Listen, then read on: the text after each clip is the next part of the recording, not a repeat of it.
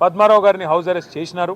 మిగతా మన కార్పొరేటర్లని, మిగతా మా నాయకులని, దాదాపు 8,000 మంది మా సోదరులని సోదరిమణులని ఎక్కడి వాళ్ళని అక్కడ అరెస్టులు చేస్తూ ఉన్నారని చెప్పి ఇక్కడికి వచ్చిన తర్వాత తెలిసింది. అందుకే నేను ఈ తుగ్లక్ ముఖ్యమంత్రి గారికి చెప్పేది ఒకటే, మీ అధికారం అపరిమితమని మీరు అనుకుంటున్నారు. అధికారం 5 ఏళ్లకు ఒకసారి ప్రజలు రెన్యూ చేస్తే మళ్ళీ వస్తుంది తప్ప మీ ఇష్టం ఉన్నట్టు తుగ్లక్ పనులు చేస్తూ పోతుంటే అధికారం ఎవరికి శాశ్వతం కాదనేది ముఖ్యమంత్రి గారు గుర్తుపెట్టుకోవాలి. ఇంకొక మాట కూడా ముఖ్యమంత్రి గారికి నేను చెప్పేది, మీరు మీ కాంగ్రెస్ పార్టీ శాశ్వతంగా మరి ద్రోహులుగా చరిత్రలో మిగిలిపోతారు. తెలంగాణ అస్తిత్వాన్ని దెబ్బతీసిన ద్రోహులుగా, తెలంగాణ తల్లిని రూపుమాపి కాంగ్రెస్ తల్లిని ప్రతిష్ఠించిన ద్రోహులుగా, తెలంగాణ సంస్కృతిని తెలంగాణ అస్తిత్వానికి చిహ్నమైన కాకతీయ కళాతోరణాన్ని, చార్మినార్ని, తెలంగాణ ఆడపడుచులకు అత్యంత ప్రీతిపాత్రమైన బతుకమ్మని, వీటిని దెబ్బతీసిన ద్రోహులుగా నీ ప్రభుత్వం నీ పార్టీ నిలబడిపోతుంది.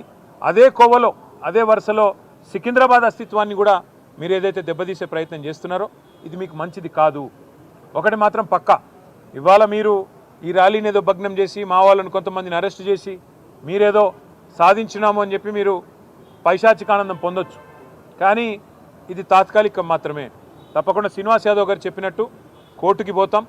ప్రజాక్షేత్రంలో ప్రజల తరపున న్యాయబద్ధంగా నిరసన చెప్పే హక్కు మనకు రాజ్యాంగం ప్రసాదించిన హక్కు, డాక్టర్ బాబాసాహెబ్ అంబేద్కర్ మనకిచ్చిన హక్కు.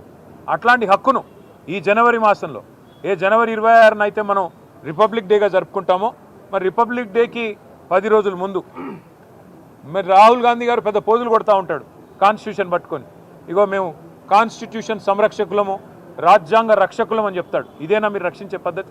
ఒక శాంతి ర్యాలీని భగ్నం చేసి, ప్రజలకు నిరసన చెప్పే హక్కు లేకుండా చేసి, ఎక్కడి వాళ్ళని అక్కడ అరెస్టు చేసి, ఇదా మీరు చేసే రాజ్యాంగ రక్షణ నేను అడుగుతా ఉన్నా. అందుకే శ్రీనివాస్ యాదవ్ గారు చెప్పినట్టుగా కోర్టుకి పోతాం, ప్రజలను కూడా జాగరూకులు చేస్తాం. జంట నగరాల అస్తిత్వాన్ని దెబ్బతీసే ప్రయత్నం చేస్తున్న ఈ తుగ్లక్ సర్కారుకు తప్పకుండా ప్రజాక్షేత్రంలోనే బుద్ధి చెప్తాము. అట్లాగే నాకైతే సంపూర్ణమైన విశ్వాసం ఉంది, తప్పకుండా మళ్ళీ కేసీఆర్ గారి నాయకత్వంలో మా పార్టీ తిరిగి ప్రజల దీవెనలతో, తప్పకుండా ప్రజల ఆశీర్వాదంతో అధికారంలోకి వస్తుంది.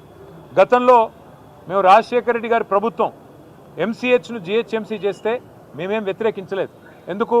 ఎందుకంటే హైదరాబాద్ అస్తిత్వాన్ని ఆయన ముట్టుకోలేదు. కానీ ఇవాళ ఈ ముఖ్యమంత్రి హైదరాబాద్ అస్తిత్వాన్ని దెబ్బతీసి జంట నగరాలను జంట నగరాలుగా కాకుండా ఏదో 4th సిటీ అంట, ఫ్యూచర్ సిటీ అంట. ఫ్యూచరే లేని ముఖ్యమంత్రి ఫ్యూచర్ సిటీ కడతానంటే ఎవరు నమ్ముతాడు? ఎవరు దాన్ని విశ్వసిస్తారు? అందుకే మేము చెప్పేది ఒకటే, మళ్ళీ మా ప్రభుత్వం అధికారంలో ఖచ్చితంగా వస్తుంది.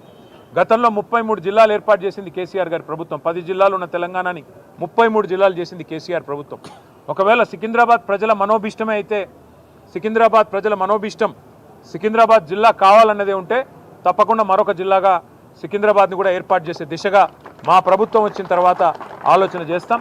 ఈ ముఖ్యమంత్రి గారు ఉన్న జిల్లాలు తీసేస్తా అంటున్నాడు. ఆయన కోపం ఏందో, ఆయన బాధ ఏందో మాకైతే అర్థం కావట్లేదు.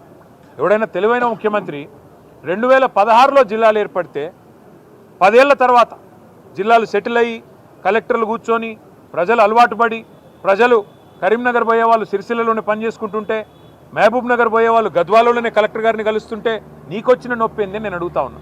33 జిల్లాల్లో 33 కలెక్టరేట్లు కట్టుకున్నాం.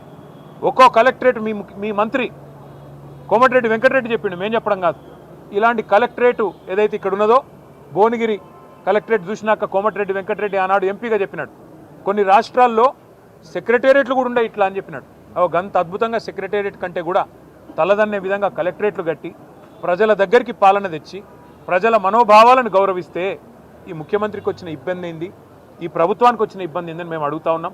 అట్లాగే అవసరమైతే సికింద్రాబాద్ని జిల్లా చేసే దిశగా ఆలోచన చేయాలి, కానీ సికింద్రాబాద్ ప్రజల మనోభావాల్ని గౌరవించే దిశగా ఆలోచన చేయాలి. కానీ ఈ రకంగా జంట నగరాలని వాటి అస్తిత్వాన్ని చావుదెబ్బగొట్టే విధంగా ఫ్యూచర్ సిటీ పేరిట 4th సిటీ పేరిట పనికిమాలిన తుగ్లక్ పనులు చేయకుండా మరి ప్రజల మనోభావాల్ని గౌరవించే దిశగా పోవాలని, అట్లాగే తప్పకుండా న్యాయస్థానానికి పోతాం. శాంతి ర్యాలీ ఇవాళ నిజానికి కొన్ని వేల మంది అనుకున్నాం, కానీ కోర్టు పర్మిషన్ ఇస్తే ఎంత బ్రహ్మాండంగా చేయాలో అంతకంటే గొప్పగా చేసి చూపెడతామని చెప్పి కూడా తెలియజేస్తూ సికింద్రాబాద్ ప్రజలకి మేము చెప్తా ఉన్నాం, ఈ తుగ్లక్ ముఖ్యమంత్రి ఒకవేళ తుగ్లక్ పనులు చేసినా దాన్ని తిరిగి మార్చి మీ మనోభావాల్ని గౌరవించే బాధ్యత బీఆర్ఎస్ తీసుకుంటుంది.